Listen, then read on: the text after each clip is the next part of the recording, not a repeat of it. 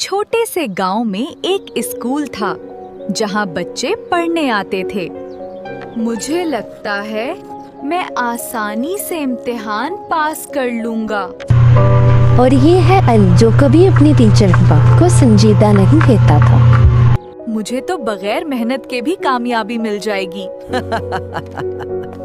वक्त सब कुछ सिखा देता है। ये सवाल तो मुझे आते ही नहीं। अली ने इम्तिहान की तैयारी नहीं की। मैंने उस्ताद की बात नहीं मानी, मैं फेल हो गया। इल्म वही फायदा देता है जो मेहनत और एहतराम से हासिल किया जाए। मैं वादा करता हूँ उस्ताद, मैं अब मेहनत करूँगा। और अली ने उस्ताद की बात मानकर मेहनत शुरू कर दी। तो प्यारे बच्चों, उस्ताद की इज्जत ही कामयाबी की कुंजी है।